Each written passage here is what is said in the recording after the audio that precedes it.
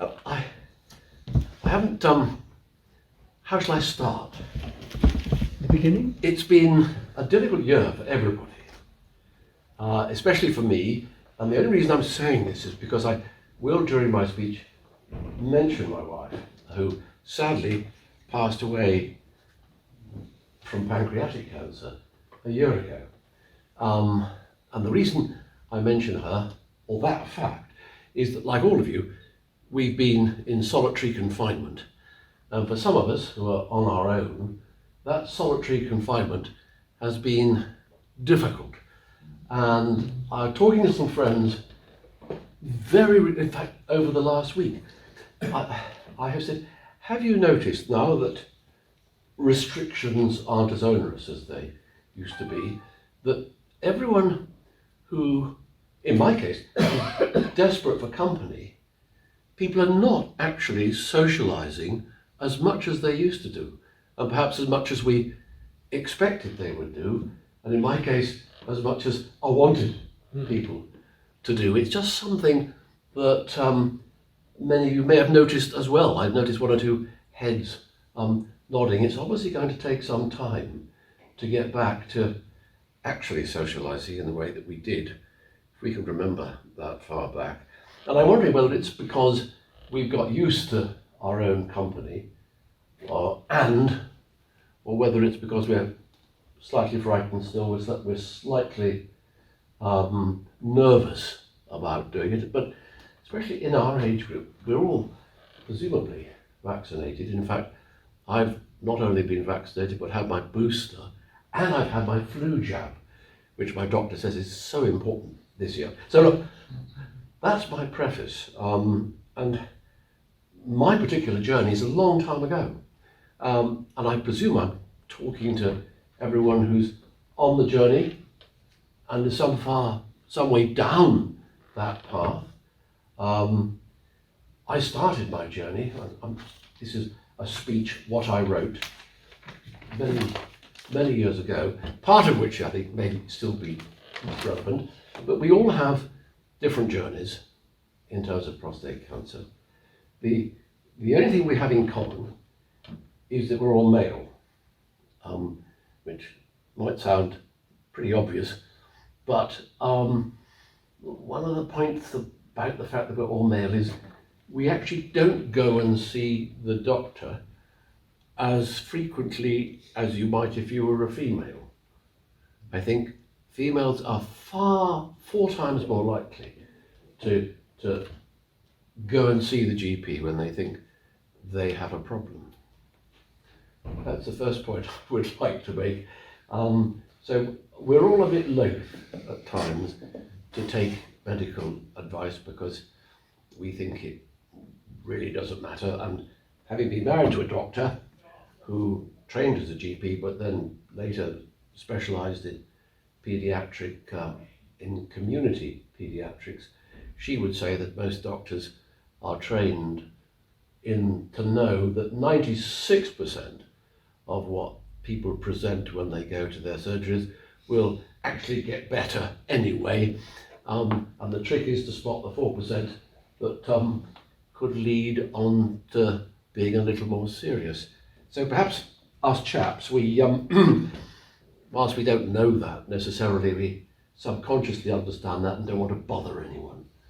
And unfortunately, that has its own negatives.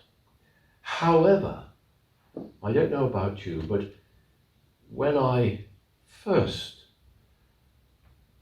decided, no, I didn't decide, when my wife decided that I should go and see the doctor, I had no symptoms of prostate cancer. I had, for strange reasons, been having a PSA test from the age of about 56 from a consultant urologist that you may know in this area called Mr. Chen. Some of you may know him, maybe under Mr. Chen. I remember when he looked at my prostate age 56, and in those days they didn't have the television screen which you can see the prostate on that. They had a little sort of bit that you could look through like that. And he showed it to me and he said, I think we should keep our eye on that. And I said to him, hang on now, I'm not going to go around with this thing, surely. No, he said, we'll do a PSA test once a year. So there we are, doing a PSA test once a year. I think I was 56 and my PSA was 3.2. And the years rolled by and it was 3.2 or 3.3 or 3.4. I remember Chen saying, as we all know now, a PSA test is only an indicator.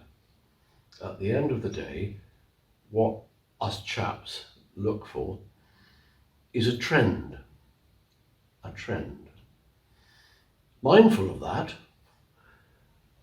from age of 1956 to, and I'm just trying to work out how old I was, it's such a long time ago now. I was, hang on, 65, 66. 10 years went by with a PSA test once a year, and eventually it got into the 5s, which apparently, according to medical friends, was nothing, because actually your PSA tends to go up the older you get. People say that if you examine any male over the age of 90 or 100 or whatever, they've all got signs of a deteriorating or beginnings of prostate cancer. Regardless of that, 5 was nothing. And my wife said, I think you ought to perhaps have a PSA test once every 6 months. Why, I said. She said, well, I just think you ought to. And of course, being happily married, I did what my wife told me most of the time. And so I did it. And it went from, I think, something like 5.2, 5.4 to 5.4 to 5.5, 5.5, 5.7. I remember distinctly what I was doing when I got a phone call from my wife. So it's 5.7. I was in the middle of Birmingham. I don't know why this stands out. And I said, yeah, what? She said, I think it's time to go and see the GP. Now, as you all know, there are GPs and there are GPs. You know what I mean by that. I remember for the last 2 or 3 years after I had finished with Saga Radio, which sadly didn't last very long, I was an executive director of Birmingham Children's Hospital. I was responsible for marketing, communications and fundraising. Basically, they wanted me for fundraising because they thought I got a very good contact book, and they were looking for 3 million quid to add to the sum that the NHS had given them to build a paediatric burn centre. I won't go down that path, but it's an interesting story anyway. And a couple of my friends said to me, you must remember, when you respect the medical profession so much, that doctors have qualified, some getting 51% in their exams, and others getting 91% in their exams. So there is a huge range of quality amongst those practicing medicine. My wife, who trained at Birmingham Medical School, said that all the alcoholics she trained with became actually medical professors, teachers, for some unknown reason. But nevertheless, I took that on board, and back to my wife on the phone call, I went to see the GP, who said, yep, 5.7, you are 65, 66, nothing wrong with that. Does go up with age? Nah, not a problem. Ali, my wife, said, I'm not satisfied. She said, I think we need to see a consultant. So went off to Mr. Chen, who said, No, you don't need to worry about this, Ali. You don't need 5.7, that's ridiculous. Well, he didn't actually say that, because he's much nicer than that, saying, as one medical professional to another medical professional, I think he's probably all right. Dear Ali, I think we ought to go to the next stage. What, biopsy? Well, you know it's invasive. Yes, I think we ought to. You know, something about women's intuition may have cropped up there. And at that time I had private medical insurance, something which at my age now is incredibly financially out of reach. And I went to Droitwich, and we had this wonderful bit of lying on one side and taking out my hearing aid, actually, because I was lying on that side, which is relevant. And the procedure went ahead, and afterwards we sat down and had a cup of tea, and the nurse came from the procedure room and said, I found a hearing aid here. To which I remember saying, it's amazing what you find when you go up there, isn't it, really? Put the hearing aid back, thought no more of it, because we weren't thinking that anything was going to be wrong at 5.7. And we had the appointment 2 weeks later, I think, at Mr. Chen's in Droitwich. And off we toddled, and got into the room. And he was looking slightly pale and holding a fax which had come, and sit down, Mr. and Mrs. Tomlinson. And he said, and I remember it well, he said, I have to tell you, sort of very Churchillian really, or was it Chamberlain, I have to tell you that no such undertaking having been received in our war with Germany, I have to tell you, Mr. Tomlinson, that you have cancer. And there's that, and we've all experienced it, there's that moment, someone says, cancer. And the mind goes into flights of fancy, because cancer is one of the two killers that we have grown up with. We've known people who've had cancer, and all the people we know who've had cancer seem to have died. At least that's what the brain is telling you at that particular moment, because that's the way we are. Oh, I said. A sort of silence. And then the next question is, I don't know whether you asked it. I said, well, how long have I got then? Because the brain had rushed on that far, to which his answer was, 80% of my patients have lasted for 5 years. And the unspoken question is, so what about the other 20%? And then there is talk about, well, you get down to the nitty gritty, what we've got to do now is this, what we've got to do now is that, blah, blah, blah, blah. Yes, you're going to have to see an oncologist. The oncologist is in Cheltenham, she's a very good oncologist. I'm going to put you on a drug, because at this particular stage, we've got, and he explained, hormone therapy. We're going to put you on that straight away, and that tends to halt the cancer in its tracks. So, and my mind is a bit of a blur, as I'm sure you were. I did have this wonderful lady by my side then, taking everything in, because that's terribly important.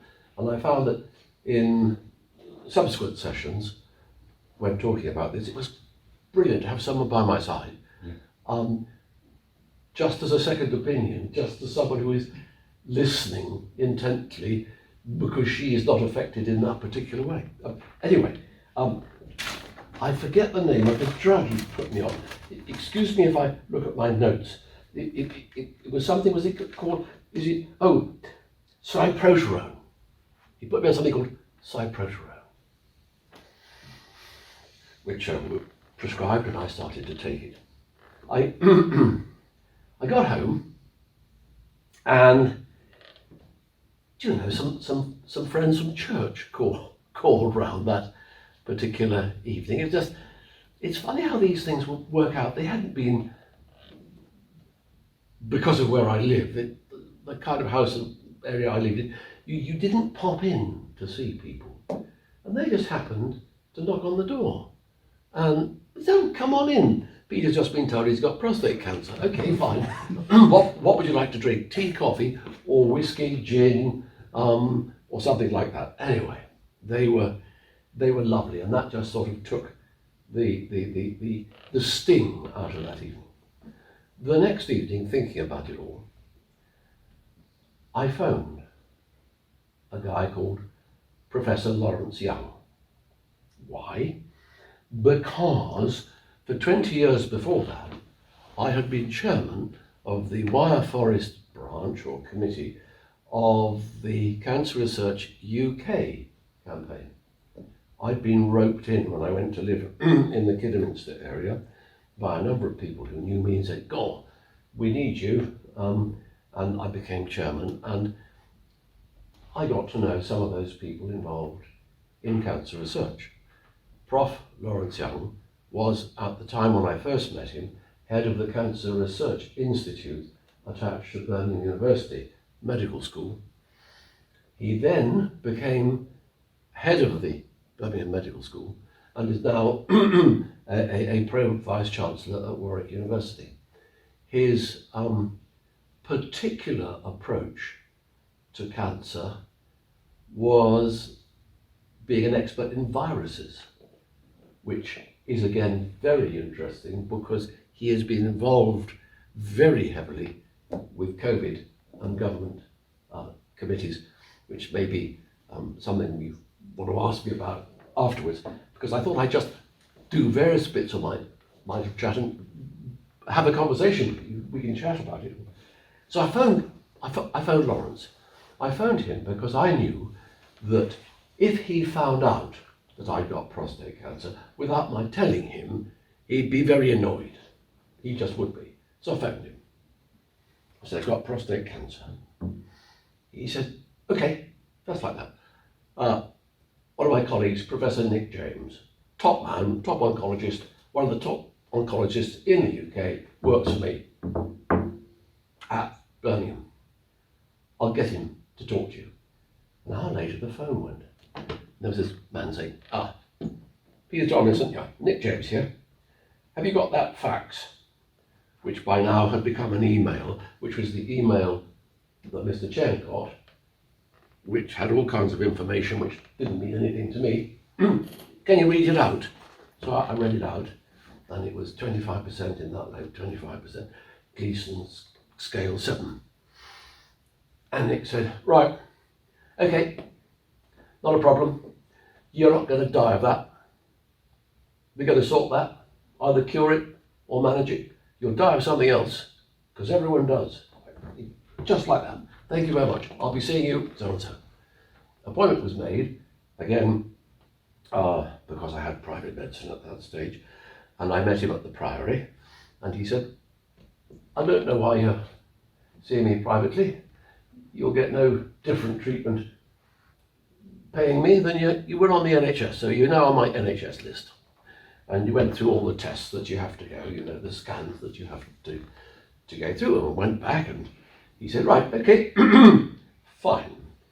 The cancer is just on the edge of the prostate, so we can't do brachytherapy. They sort of irradiate you. I've talked to my MDT, my multidisciplinary team, and they, how many? 7 there are on the team. Okay, and what do they say? They say, go hormone therapy and radiotherapy. They all say that? No, one didn't. What did the one who didn't say? He said, operate. I said, who was he? He said he was the surgeon. Which apparently is classic. So the decision was made. Hormone therapy and radiotherapy. So you embark on this journey, and am I right in saying a number of you have been on that particular journey? Yeah. What? Yeah. Okay. You've been on it. So some have had the operation, some have done the hormone and radiotherapy. It's an interesting journey, isn't it? in those days, it was 37 visits. I think it would have been 20 then. 37. Well, It was 37 started at the turn when I'm trying to think. well, when that no, came but in. I'll tell you, Mary, because it was 37, but they put me on a trial. Right. They put me on the CHIPS trial. Yeah, he was on the trial. Yeah, I think yeah, James did. I was asked, okay, so it's 37 trips to the QE from Ombusley every day for 37 days. God. Do you want to go on a trial? So I said yes. So it was called the CHIPS trial, and don't ask me what the CHPPSs are, but I'll speak to you about the guy who started the trial. And the computer threw up either 19, 20 or the placebo being the 37 days. So you're comparing 37 days treatment with 20 and 19. And apparently the actual bit they zapped you with was different in each particular case. And I ended up with 19, which is fantastic. So 19 days, and we found the quickest way from Ombusley to the QE going via the back roads, which have served me in good stead since then. And you go and you do it. And for those who've been on that trial, I had the bit of Zoladex, the thing that they injected in your tummy. And when they talk to you, don't they? They say, well, you're going to have something. We'll put a little a capsule in your tummy. You think, what? You're injecting me something in my stomach? But if the nurse who's doing it is very good, you don't feel a thing. And so you do all that, you take the tablets and you have that, and your voice doesn't go higher, but various things in your personal life don't actually take place in the way that they used to. And I have to say that my wife and I treated that particular side of our lives with as much humour as we possibly could. We decided that if we're going to go down this route, then let's do it with as much humour as we possibly can. I remember at one stage on the old hormone therapy, pulling up, going from Ombusley to Kidderminster. And for those who know the A449, just before you get into Kidderminster, there's a big roundabout. I think it's the Who Farm Industrial Estate on the left-hand side. Well, on the right-hand side, there is Screwfix. And I remember thinking to myself, if only they, and I went back and told my wife that. So these were the kind of silly jokes that we had with each other, which you have to. You make light of the whole thing. And then you come to the treatment, the radiotherapy. And if you remember, you drink 3 pints of water. You drink 3 pints of water and you hope that they're on time. Because if you drink 3 pints of water and they're running 10 or 15 minutes late, it's no good. You can't hold it in, so you go and get rid of it all, and then you lose your place in the queue, and you have to start all over again with drinking another 3 pints of water. And you lie on this bed, and it doesn't take very long, the whole thing. Once you're in the right position, and they've marked you up. Do you remember them? Have you still got them? Probably, yeah. If you look, I can't remember because my tummy's good. The grandchildren are quite impressed by the fact that I've got it to 2, 3 to 2. Really? Yeah. So, you know exactly what I'm talking about, where I'm going for. They do that 19 days, fine. I had a fairly major side effect, in my case, with my bowels, which, strangely enough, we had to treat ourselves because Ali was a doctor. She looked up what we could do and so on. And the best way I can describe it was I didn't do any kind of comparing or any kind of public appearances in any way, shape or form, unless I'd had nothing to eat during the day.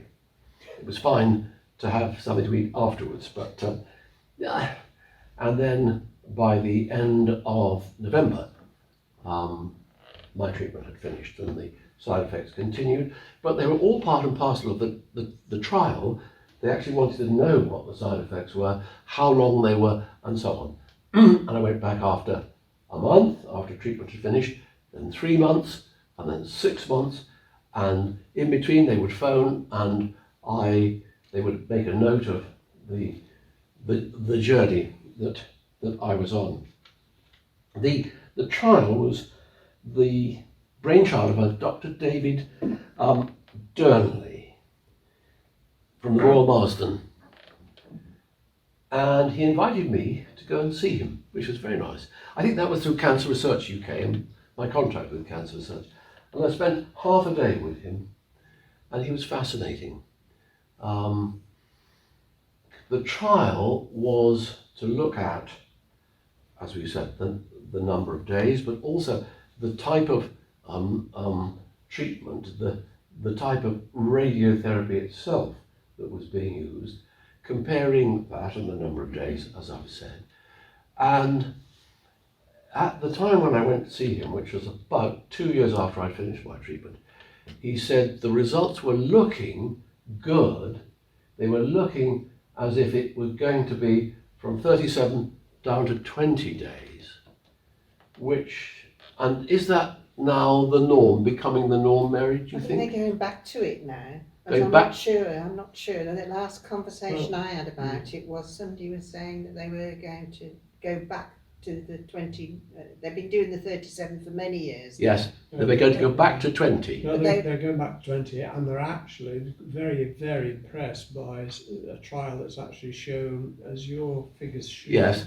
mentioned, with even lower numbers of days with higher dose rates. That's right. And That's, that seems to be now.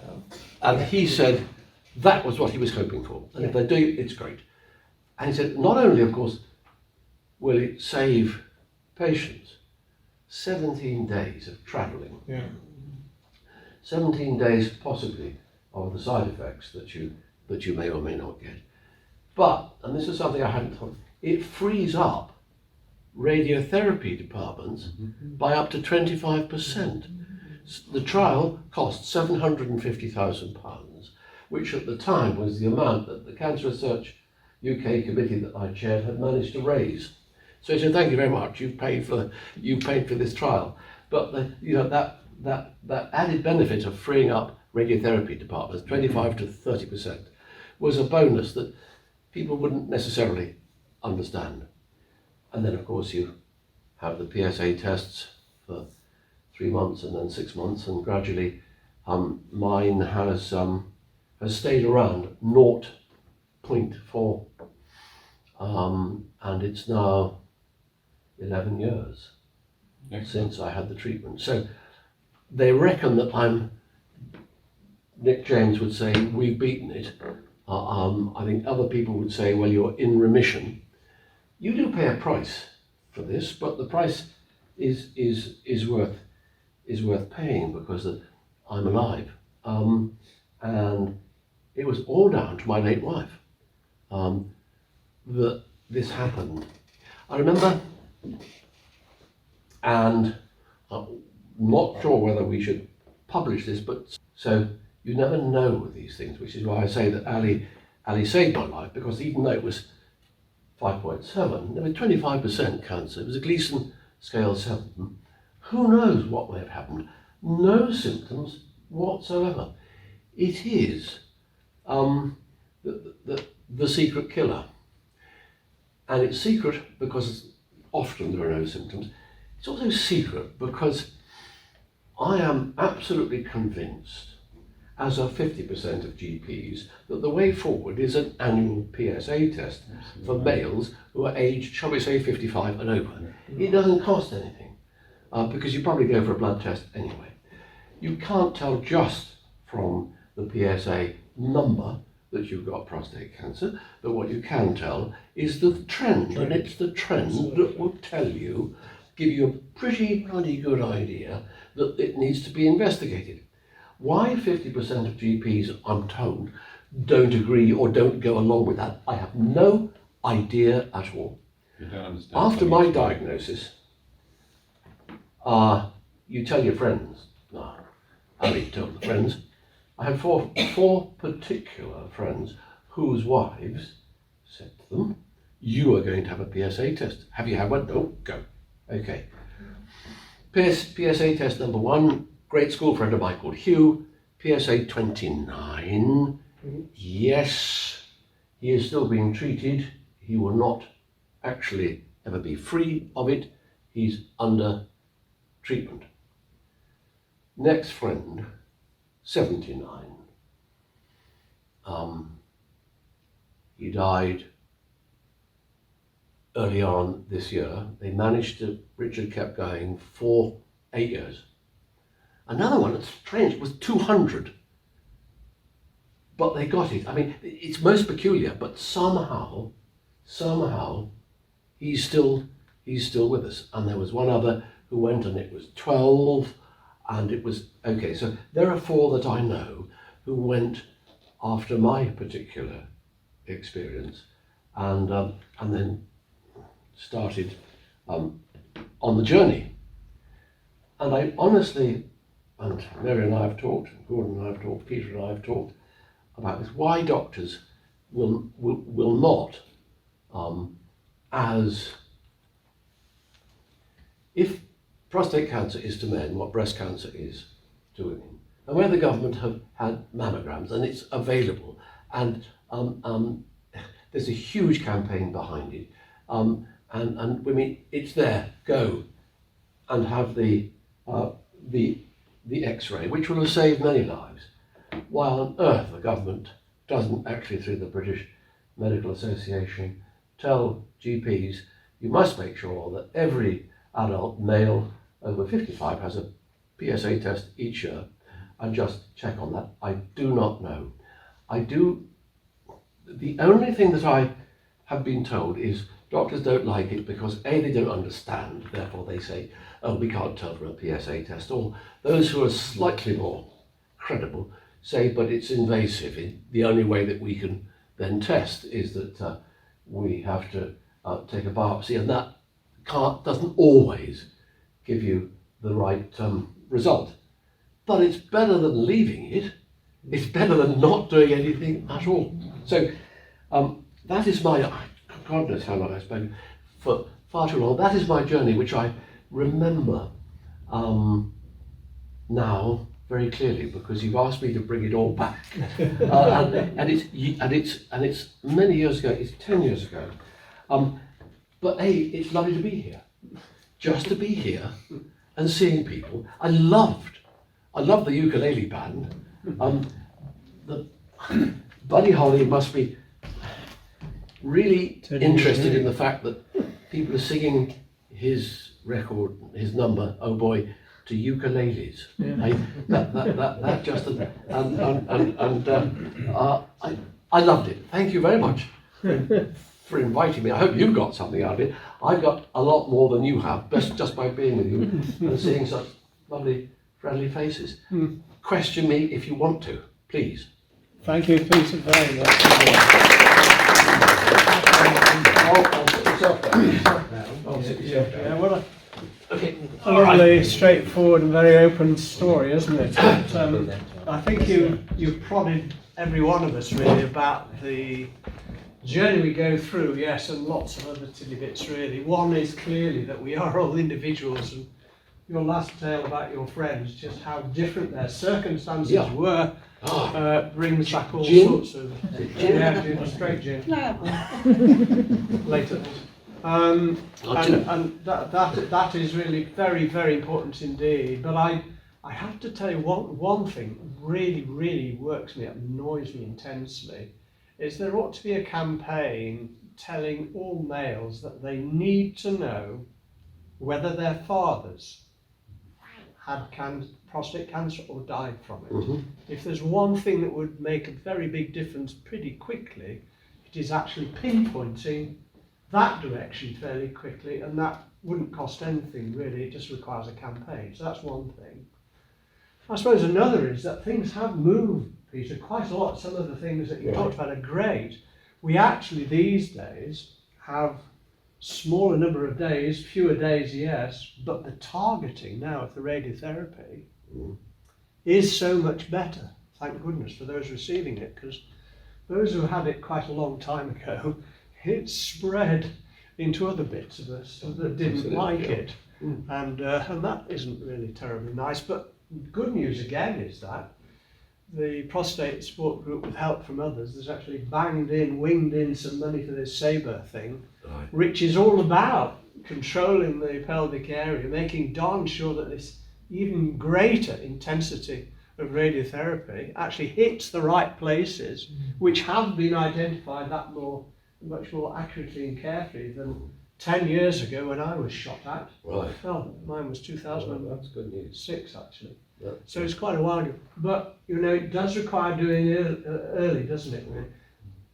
I'll shut up because I've got one very important question to ask you and the floor in a second, really, about where we go to from here. But questions for Peter anyway, which...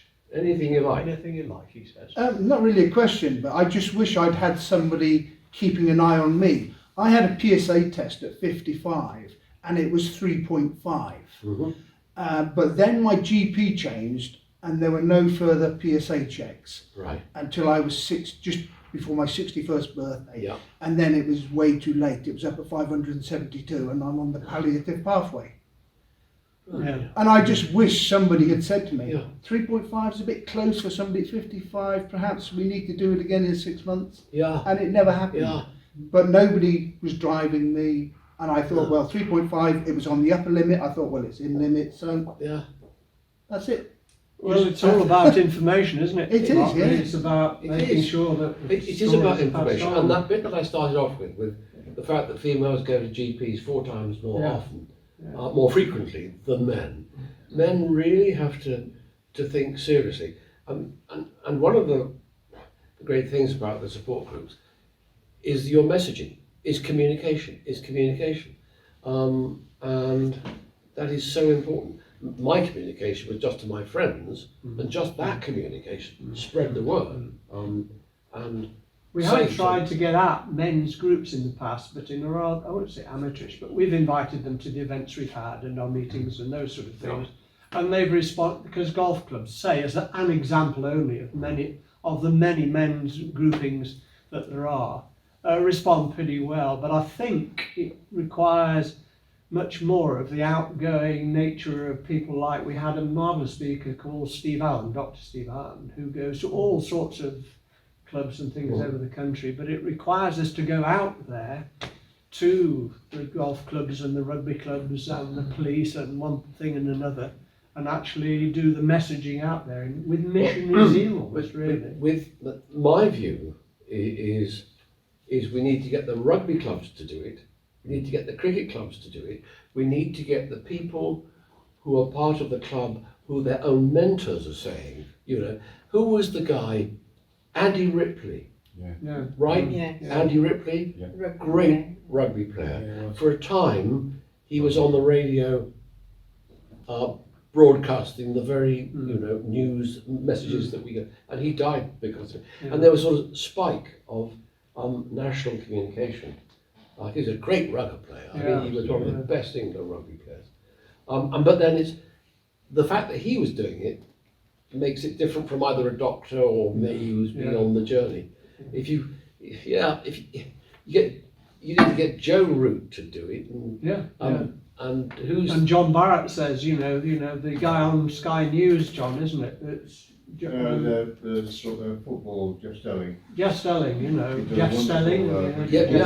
yeah. So it's terrific, really. Yeah, Walks fantastic. the story, doesn't Yeah, he? fantastic, yeah. if you got England football, there's England cricket, there's Welsh rugby players. Well, Well, yes, I mean, all right. yeah, okay. But I was approached to do cricket, actually. Really? Seniors cricket, yeah, from the Kidderminster group. I can't remember his name now, some years ago. That's Smith. He rang me up and he said, "Oh, I understand you're in charge of as I was in the seniors cricket." I said, "Well, yes." He said, "Can I come and see you to talk about prostate cancer?" I thought, "Prostate? What the hell's that?" I didn't know. So he met me at Droitwich. I forgot all that. Clipboard, So I gave me all these leaflets. I don't know. And I got home and read them, and I became very frightened. And I sent an email out to all my senior cricketers over 50 years of age, and a load of us turned up at Droitwich to have a PSA test. Everybody came out of it okay, except me. Really? Except me. So I I think 4.8, something like that. Saw my own doctor, and he was prepared to get the knife and fork out there and then really. And no symptoms, like yourself. Yeah, Absolutely yeah, no symptoms. Fit, whatever was there. And I said, I don't understand any of this. I just don't understand it. And eventually I ended up being monitored by Mr. Lancashire, consultant. Over a period, I guess, of 8 years, it went up to about 9. I was avoiding this like the plague in the particular biopsy. Yeah. And we had the scan test that was done. It said you've got to have the biopsy. Yeah. I was just dreading it. I was dreading it. Went to Kidderminster. Mr. Rutherford, isn't it? I painless, didn't feel a thing. Honestly, it was, I had all these fears, and I know. fear at all. Yeah. And he said there's a screening if you want. I don't know what you. Should we just go on with this stuff? The nurse came, so that's bored of a number of 1 to 10. So on a scale of 10, how painful was that? Yeah. I said probably 4. He said, oh. I said, I know what pain is. This wasn't painful. This is hugely uncomfortable. This is if someone had been inside and moved things around, put it back and not necessarily in the right order. And it was fine, and my wife drove me home, and then I didn't feel too good in the evening. And then next day, I felt better, so I was all right. A week later, Mr. Lancashire came over to Redditch. Same as you, walked in, and he said, got the results of the biopsy, you've got cancer. Yeah. Just like that. Yeah, I know. And I was, They have a delightful Can't way, don't believe they, it. imparting information. and then he said, this is what we've decided to do. Right. Yes. So I said, yeah, good. Yeah. What are the options? Yeah. He said, well, you can ignore it. I said, well, now you've told me I've got cancer, that's brilliant, that is, you know. Yeah. And he said, oh, you can have the operation, and he gave me a graphic description of that, and I was feeling ill straight away. Or you can go and see Lisa Capaldi and talk about radiotherapy or something like that. And that was it, so I did exactly the same, hormone treatment, Yeah. radiotherapy, and did 37 days. This was at Worcester, fortunately, it just Right. everything's fantastic, staff are fantastic. I've got so much respect for them. I don't know how they get through the day with the COVID and everything, but they were brilliant, absolutely brilliant. And then I had my PSA test, and it was 0.3, the first one. Mm-hmm. I went up to 5 years now, I guess, and this remained at that. And I was very lucky, Good. because I would not have known if it wasn't for The screening that being was done. targeted as a senior cricketer. I would not have known. No symptoms, no nothing, Yeah. sheer luck. Yeah. And I've done the same as you, I've badgered everyone. Yeah. Friends, relatives, Yeah. if people in the street see me coming and know what I've got to say, and cross the road quickly, you know. Yeah. But I also regret, I've been to a couple of funerals now, Yeah. and I think they're what for the grace of God. Yeah. Right. Well, I think yours is a fantastic story, and really ought to kick us at the pants and make us do more, John, that's for sure. But again, you know, some of the things you've mentioned, you know, the biopsies, you know, when I was done, I think they did about 5 little needle pricks, didn't they, these days? So they've no idea They really do what, far more. you know, these 12, days it's 12. it's 12, it's And 12, 15 now, since so, I lived, you know, Yeah. you know, it all these things are changing, and the question I have really for Peter has to do with where we're headed really for the individual, because there are some really exciting things happening now, not only the things we just touched on, but some of the treatments, the drugs and so on, which are now, that NICE has now approved, thank goodness for some of us. But I'm interested in really how one gets onto trials and when and how you actually push, whether you just push your oncologist, for Yeah, example, push your Mary, when oncologist. you see them, Yeah. and how you do that, because I won't say it's the luck of the draw, but having talked to a lot of blokes about when they finished up on trials, it seemed to me it was often happen chance and not because of their instigation, you know what I mean? But Well, you must have you- come you- across that. You can look up on the web, and all clinical trials are there. Yeah. And you look up prostate cancer clinical trials. But we're speaking here to the converted. converted, Yeah. really, Yeah. or those we're actually talking about, aren't we? Those who are to come, and saying to those who gave a PSA test and are diagnosed with it, have a look at clinical trials. Ask your consultant. How we get that across, I don't know, because we're still back to the question of getting them diagnosed in the first place. That's still, I understand treatments are getting better, and I've read up, and I think it's brilliant, absolutely great. The medical profession and the researchers are doing their job.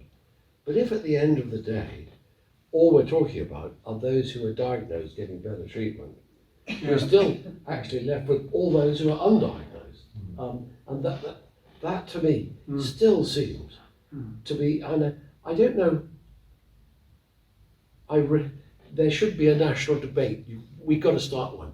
Exactly. But it nearly has happened, hasn't it? Once or twice with the celebrity type people that were mentioned a minute ago, you know, when it hit the main front pages of the Sun and the Mail and one thing and another, and 2 or 3 well-known national people, you know, were diagnosed and were open enough and brave enough to let their stories run. But I think it requires, you know, that sort of situation to be harnessed with the Nick Jameses of this world, should I say, and other key people at the top of the NHS tree who are willing to run with it as well. Because on your own, an individual or an individual celebrity or whatever is never going to make the difference. We all know that. It's somehow marshalling all the right people and forces at the same time.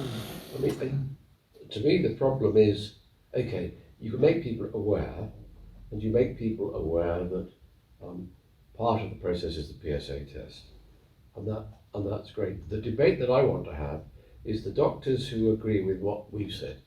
Yes, have an annual PSA test. That's the way. And those who disagree, I want to hear what the disagreement, and I want those who are disagreeing with the disagreement to put the case using case histories, case studies.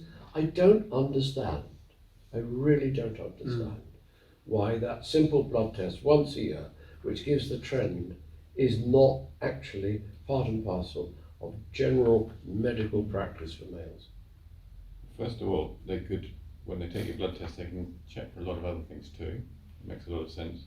I think 2, doctors who don't agree with it, normally if you don't understand something, it's money. They have to spend it. But there's not really So a you great think deal money is involved with the part of the- PSA yeah, test. could be. It's about £5. Yeah, PSA test. That's all it costs. Yeah. It's less than 5. but Fine, if you can put a rider on it, you know, having been diagnosed with prostate cancer, my consultant suggested that I also contacted any females that I was related to in my family, because they needed to know if I had a certain gene, because they might have breast cancer as a result of it. And my daughter, as a doctor, said, well, if I find out you've got this gene, I'll have to look at having a mastectomy. So put that rider on it. It's not just about men and their bottoms. Not true. It's actually about the other half of the population. You might get some traction. Yes. Well, it needs a bit of careful thought, and it needs stirring in the right circles, Peter. And it's Sorry, question. I'm just going to say the point about that the focus has gone off prostate cancer a bit in the last year or so because of COVID, and that's filled all the screens and all the doctors concentrating very much on that. So I think it's going to need quite an effort, to raise the profile again. I think things were going well, and there are certainly new drugs coming along that are making waves, and things are moving in the right direction, but that profile isn't quite there. However, we found out last night, just at a meeting with the county support group, that talking about differences we can make, even at a local level, this SABRE appeal, and I'll tell you what SABRE is, I'm going to have to read it out, stereotactic ablative radiotherapy, And the county had to find £24,000, you know, through appeals and everything, for us to have a couple of compressors, and that ties in with what Peter was saying. The days of the 3 pints of water are coming to an end, because this compressor will hold your body in place and you won't need to sort of be doing that. The good news was £24,000 is required, 20,000 has been raised.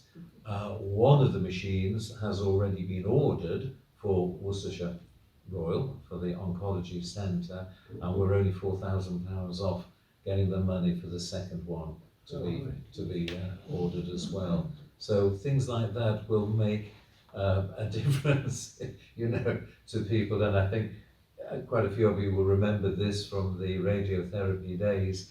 At the end of it, it's only 3 or 4 minutes, but hell, you don't hang around for small talk after that. You know, you make a beeline really for the nearest loo. Those days maybe over. You know, Things are improving greatly, amazingly. Yeah. But the challenge is the one that Peter's raised, isn't it? And he's absolutely right. I mean, one has to be both positive and actually look at the downsides of some of these things, Peter, don't you? But there's no doubt at all that the whole atmosphere, but the scenario that we had sort of when I was diagnosed in the early 2000s has changed dramatically. It's talked about in so many more circles, openly, not just privately. It's in the papers, it is in the news, and I think there is quite a movement already to build on. But the challenge that Peter's rightly said within the medical world is frankly probably the most difficult, because there's nothing worse than reactionary medics who were brought up with one sort of set of beliefs and understandings and won't shift their opinion because that's how they've always done it and they're going to continue doing it. That's not to belittle the transformation there's been, but there's such a long way still to go.